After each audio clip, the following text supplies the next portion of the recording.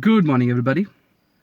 Welcome back to Elements of a Happy Life, the channel where we deep dive into the very roots of human issues and find simple and effective solutions to deal with them. Having said that, let's get started. आज का विषय है human instinct और कैसे उसको use किया जाए। अक्सर ही हम कहते हैं कि यार उसका गट फीलिंग बहुत स्ट्रांग है, उसका इंस्टिंक्ट बहुत स्ट्रांग है, जो भी वो डिसीजन लेता है वो सही होता है। गोल्ड खरीदता है तो गोल्ड के प्राइसेस ऊपर चले जाते हैं, शेयर खरीदता है तो शेयर प्राइस ऊपर चले जाते हैं, जो कार खरीदता है उस कार की सेल्स बहुत ऊपर हो जाती है और बेस्ट प्राइस पे वो कार खरीदता है। जो मकान खरीदता है 20 लाख का खरीदता है वो 90 लाख में बेचता है। तो हम कहते हैं कि यार उसका इंस्टिंक्ट बहुत स्ट्रांग है, बिकॉज वो इंस्टिंक्टिवली परचेस कर रहा है चीज़ों को। और यही चीज़ जब हम करने जाते हैं कुछ ना कुछ गड़बड़ हो जाती है। तो पहले हम समझेंगे ये जो इंस्टिंक्ट है ये क्या है। इंस्टिंक्ट एक बेसिक ह्यूमन इमोशन है to react against certain environmental aspects. हम कुछ देख रहे हैं, उसके अगेंस्ट में हम रिएक्ट कर रहे हैं और वो फास्ट रिएक्ट है। It is not based on calculations, it's based on instinct. कि हम जो एक जानवर है अंदर, उसकी जो क्षमता है दुनिया को परसीव करने की, उसके बेसिस पे हमने रिएक्ट किया। Most of big leaders and CEOs जो बहुत ही इफेक्टिव हैं वो इंस्टिंक्टिव डिसीजंस लेते हैं। उनका इंस्टिंक्ट इतना ही शार्प होता है, इतना ही होन्ड होता है, वो इंस्टिंक्टिव डिसीजंस लेते हैं और सक्सेस पाते हैं। Majority of this big CEOs and big founders of big companies जो बिजनेस में हैं, बहुत सारे पॉलिटिशियंस हैं जो इंस्टिंक्टिवली डिसीजन लेते हैं, समहाउ उन्हें सक्सेस मिलता है। बहुत ही बार हम जब कोशिश करते हैं हमारा इंस्टिंक्ट गलत हो जाता है। हम ऐसे जगह पे घर ले बैठते हैं जहाँ अप्रिशिएट हुआ ही नहीं। हमने परचेस किया इंस्टिंक्टिवली कि हाँ यहाँ सही रहेगा, बट वो अप्रिशिएट ही नहीं हुआ। 50 लाख की फ्लैट खरीदी थी, अभी वो 45 लाख की हो गई। होता है कि नहीं होता है? कोई हम कार खरीदते हैं, उसकी फिर सेल्स ही नहीं हुई, पार्ट्स मिलने में प्रॉब्लम हो गई। होता है। हम कोई नई जॉब लेते हैं, इंस्टिंक्टिवली डिसीजन लेते हैं कि हाँ ये जॉब सही रहेगा, वहाँ जाके पूरा पोपट होता है, कुछ सक्सेस ही नहीं मिल रही उस जॉब में। तो बहुत बार ये इंस्टिंक्ट जब हम लेते हैं, इंस्टिंक्टिव डिसीजंस, तो वो गलत हो जाता है। आज हम समझेंगे इंस्टिंक्ट कैसे यूज करना है, the most appropriate use of instinct. Instinct के दो पहलू हैं। पहला है डिफेंसिव इंस्टिंक्ट और दूसरा है अटैकिंग इंस्टिंक्ट। डिफेंसिव और अटैकिंग। डिफेंसिव इंस्टिंक्ट हमारे माइंड में प्री प्रोग्राम्ड की गई है, नेचर ने थ्रू एवोल्यूशन प्री प्रोग्राम किया हुआ है। हमारा जो ये होमोसेपियंस स्पीशीज है, ऐसा कहते हैं कि इट्स 2 मिलियन ईयर्स ओल्ड। और ये जो पृथ्वी है बहुत ही कठोर जगह है, यहाँ हर स्टेप में मृत्यु है। तो over period of years, over period of this million years, हमारे माइंड में ये इंस्टिंक्ट डेवलप हुआ है कैसे करके प्रोटेक्ट करना है अपने आप को, कैसे करके जिंदा रहना है, सर्वाइव करना है। बिकॉज पहले ज़माने में सर्वाइवल बहुत टफ था। तो जो इंस्टिंक्ट है ये सर्वाइवल इंस्टिंक्ट हमारे अंदर प्री प्रोग्राम्ड है। लाउड नॉइज से हम घबरा जाते हैं, डरते हैं। लाइटनिंग होता है तो हम घबरा जाते हैं, डरते हैं। जो छोटे बच्चे होते हैं वो लाउड नॉइज पे बहुत ज़्यादा घबरा जाते हैं। तो ये जो है ये इंस्टिंक्ट है। छोटे बच्चों को शकल करना नहीं सिखाया जाता, वो अपने आप ही दूध पीने लगते हैं। ये प्री प्रोग्रामिंग की हुई है कि सरवाइव कैसे करनी है। आपने किया होगा कभी, छोटे बच्चों के हाथ में से उंगली रखो तो झट से पकड़ लेते हैं, क्योंकि हमारे अंदर वो प्रोग्रामिंग की गई है कि कुछ आए तो पकड़ लो उसे, ताकि आप गिरोगे नहीं पेड़ से, क्योंकि हम मंकी हैं, एंसेस्ट्री। तो ये जो इंस्टिंक्ट है वो है प्रोटेक्शन वाली इंस्टिंक्ट, डिफेंसिव इंस्टिंक्ट, कि हम अपने आप को कैसे बचा सकते हैं। अगर एक ग्रुप में हम बैठे हैं और ग्रुप में एक बंदा बोलता है ओ तेरी भागो, हम ये नहीं देखते भागो किससे, जिस डायरेक्शन में वो भागा है हम उसके पीछे भागने लगते हैं। ये है डिफेंसिव इंस्टिंक्ट। क्योंकि पुराने ज़माने में अगर 4 आदि मानव कहीं बैठे थे और एक ने देखा है कि भैया किंग कोबरा कहीं आ रहा है, वो बोलता है ओ तेरी भागो, तो बाकी 3 भी भागते थे और भागना ही था, वरना अगर उधर रहते तो किंग कोबरा डस देगा। इसी जगह पे किंग कोबरा की जगह पे कोई शेर हो सकता है, कोई तेंदुआ हो सकता है, लेपर्ड, बट कुछ था, उसने बोला भागो और आप भागे उसके पीछे। डिफेंसिव इंस्टिंक्ट वो चीज़ हम अभी भी करते हैं। कोई बोलता है भाग और ले भागे उसके पीछे। तो ह्यूमंस में, हमारे अंदर ये डिफेंसिव इंस्टिंक्ट बहुत स्ट्रांग है। और दूसरा है अटैक इंस्टिंक्ट। कब अटैक करना है, हम एक राइट अपॉर्चुनिटी ढूंढते हैं, देखते हैं और फिर अटैक करते हैं। अपने आप को आदि मानव समझे।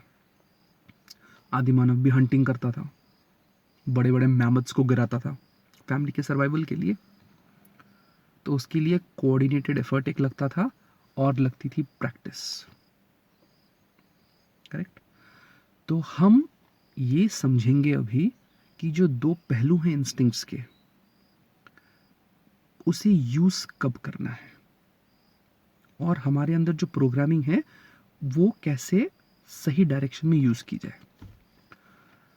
आपको ये हर बार फील होगा, क्योंकि आप भी ह्यूमन ही हैं, कि कुछ काम करने के पहले मन में एक खटकता है कि क्या ये सही है।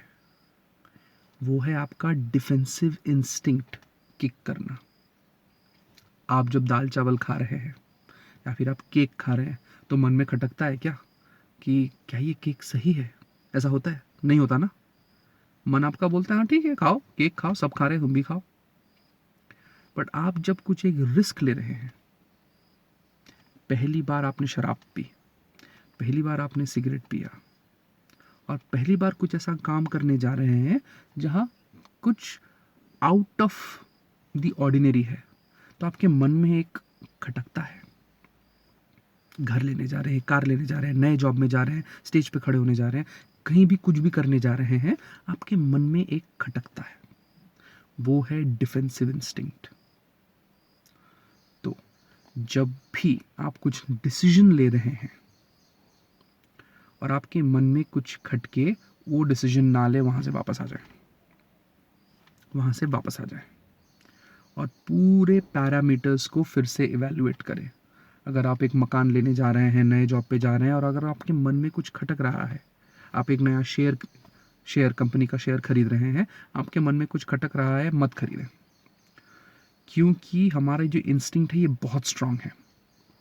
बहुत सारी चीज़ें हम सबकॉन्शियसली एनालाइज करते हैं जो हमको रियलाइज भी नहीं होता, वो सबकॉन्शियसली चल रहा है। That's not a main part of our brain, subconscious brain. वहाँ एनालिसिस इतना फास्ट हो गया, फास्ट होके हमको सिग्नल भेज दिया गया कि बचो, भागो यहाँ से, कुछ गड़बड़ है। उस सिग्नल को सुने और पीछे आ जाए, वहाँ से आप सेफ रहेंगे।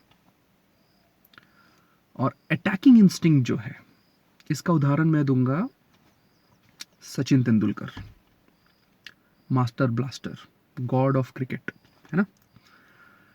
तो अगर सचिन तेंदुलकर शोएब अख्तर को फेस कर रहे हैं, 150 किलोमीटर पर आवर स्पीड पे बॉल आ रही है, सचिन मारता है शॉट, उसी जगह पर अगर आपको खड़ा कर दिया जाए, आप जमीन पे ही बैठ जाएंगे कि भैया बॉल बहुत तेज आ रही है, लग गई तो।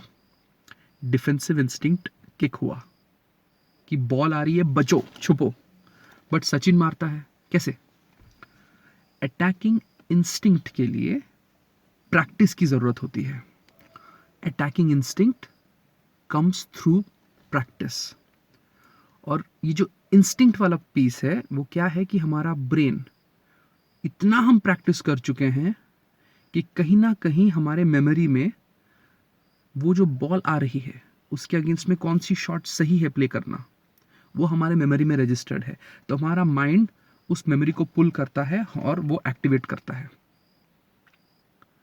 तो थ्रू प्रैक्टिस आप अपने जो डिफेंसिव इंस्टिंक्ट है उसको सप्रेस करते हैं और रिस्क लेते हैं, क्योंकि आपने उस चीज़ को पहले विटनेस किया है, आपके मेमोरी में वो डला हुआ है, आपने इतना प्रैक्टिस किया है, हर प्रकार के बॉल आपने हैंडल किए हैं, तो आपको रिस्क एपेटाइट आपका ज़्यादा होता है, आप रिस्क ले पाते हैं, क्योंकि ये बॉल मैंने खेली हुई है, कहाँ से मारना है। तो उस टाइम पे सचिन सोच नहीं रहा है बॉल ऐसे आ रही है, किस स्पीड पे आ रही है, किस एंगल पे आ रही है, मेरे को किस एंगल पे बैट रखना, नहीं। His mind is picking a memory. इतने सालों का जो प्रैक्टिस है, इतने सालों का क्रिकेट है, वहां से एक मेमोरी पिक कर रहा है और वो शॉट मार रहा है, और वो शॉट जा रही है 4। यही अगर आप कोशिश करें तो लगेगी आपको चोट, बॉडी पे बॉल या सर पे बॉल, या फिर आप छुप जाएंगे, गिर जाएंगे ज़मीन पर कि भैया हमको खेलना ही नहीं है। तो इंस्टिंक्ट को कैसे यूज़ करना है? जब भी आपके मन में ये बात आए कि भैया बचो, कुछ गड़बड़ लग रहा है, डिसीजन मत लें, इमीडिएटली स्टॉप हो जाए डिसीजन लेने से, टाइम लें, पीछे आ जाए, चीज़ को इंस्पेक्ट करें, रिव्यू करें, 3-4 बार रिव्यू करें कि आपके मन में ये बात क्यों आया कि कुछ गड़बड़ है। Follow your heart, blindly just follow your heart, defensive होने के लिए, प्रोटेक्ट होने के लिए। और जहां आप कुछ करने के लिए आगे बढ़ रहे हैं, इंश्योर दैट आपको उस लाइन में सफिशिएंट नॉलेज और प्रैक्टिस है। इंस्टिंक्टिव डिसीजन, जिस लाइन में प्रैक्टिस नहीं है, उस लाइन में आप इंस्टिंक्टिव डिसीजन नहीं ले सकते। आपके मेमोरी में सफिशिएंट सिचुएशंस, सिनेरियोज ऐसे आए नहीं हैं कि आप इंस्टिंक्टिवली डिसीजन ले सकें।